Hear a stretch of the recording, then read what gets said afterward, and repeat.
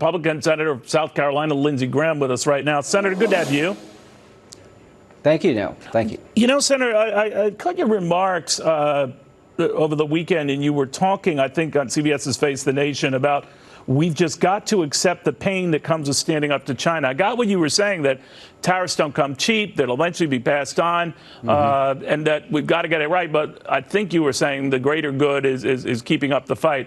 But I don't know if a lot of Americans know that they're going to soon be feeling that. Do they?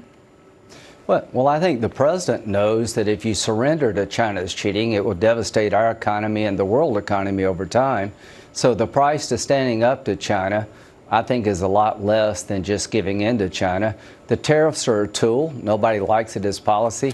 But I don't see how you make China change their behavior until there's a consequence to what they're doing. That's why we have the tariffs. So, Senator, when the president says he loves tariffs and he's gotten better than $30 billion from the Chinese because of those tariffs, what do you think of that?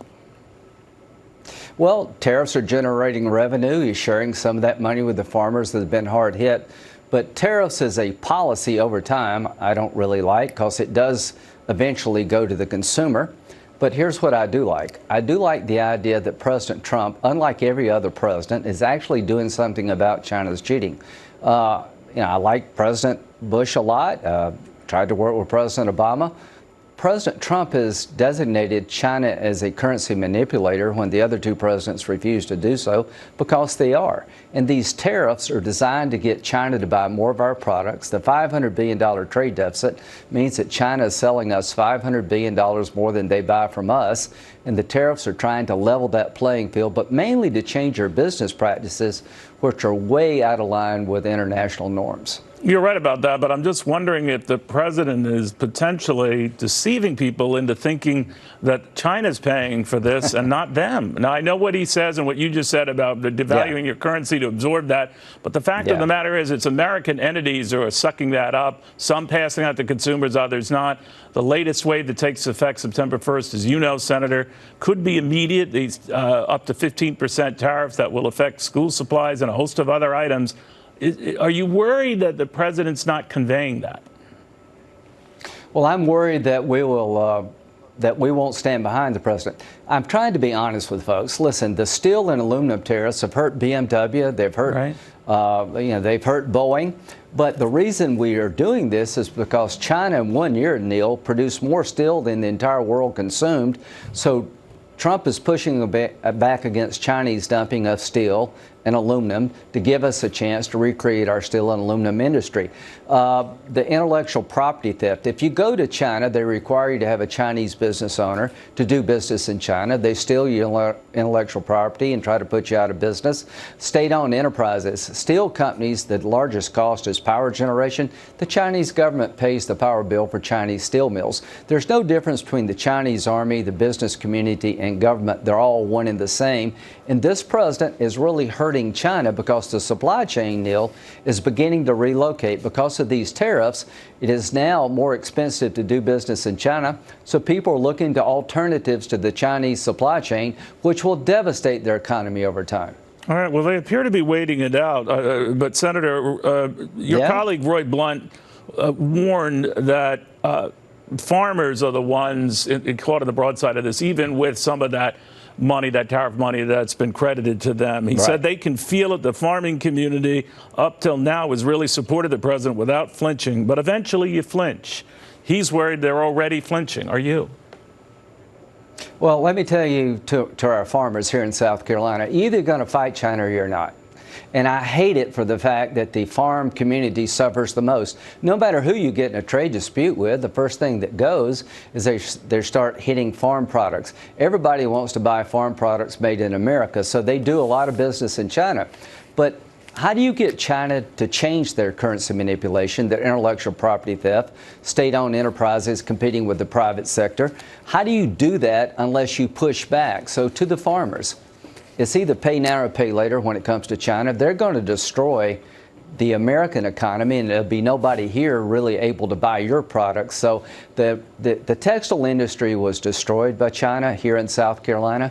One day, commodities are going to come back in America if we push back against China. I know commodities go where the labor's the cheapest and all that good stuff. But if they're not outworking us, Neil, they're just cheating us out of market share. They're cheating Europe out of market share. God bless Donald Trump for finally doing something about China. Let me tell you about South Carolina. We've got his back here when it comes to fighting back against China.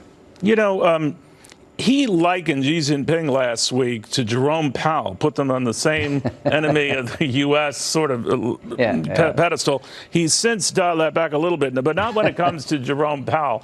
You know, obviously he regrets hiring the guy, thinks he compounded the problems we're having. What do you think of the job Jerome Powell is doing? Listen, the Fed's supposed to be an independent agency outside of politics. That's served us well over time. If we could lower interest rates a little bit more, it would help. But it's no substitute for changing China's systematic abuse of trade laws. I like them to be in the WTO as a developed nation. Yeah, but Senator, the reason why I mentioned that, what's important here is he is citing the Federal Reserve Chairman. He needs all the friends he can get on this matter, right? And if the chairman has expressed a willingness to absorb the body blows of this trade war by cutting interest rates, and then he compares the guy to practically an enemy of the state like Xi Jinping, that's a little weird, isn't it? Yeah, well, here's the point. The Federal Reserve, if they cut interest rates, will help us with the trade conflict with China. But here's the point, and you're far smarter than I'll ever hope to be about this. If China continues to systematically manipulate, steal intellectual property, manipulate the value of the yuan against every other currency, have state-owned enterprises, there's nobody in the world can stand up to that. So they are more vulnerable than we are over time. Yes, the farmers are going to feel it. I wish we would lower interest rates, but we got to hang in there and see this through, because if you don't change the way they do business, no, I agree with you. All that. I time. understand the method of what you're saying and outlining it the way you just did. But you know, Senator, the one thing that just surprises me is the president blaming the sort of the bumpiness that we've been having on the Federal Reserve, and the Federal Reserve is responding to the trade war that maybe for all the right reasons he started, right? Well, the president's a street fighter. If he thinks you're not doing something in his interest or the country's interest, he's going to push back. But the Federal Reserve Chairman is thinking about lowering interest rates even more. That's a good thing. But here's the point I'm trying to make to you and your viewers. Every president before Trump complained about China cheating. Every Democrat has been advocating for us to stand up to China because they cheat us out of market share. They're not smarter than we are. They don't work harder than we do. They're a Communist Party command control economy that cheats the American workforce. Now, Trump is doing what everybody said we should do. They are a currency manipulator for the first time because Trump said they were. All right, Senator, always good having you. Thank you for taking the time. Thank you.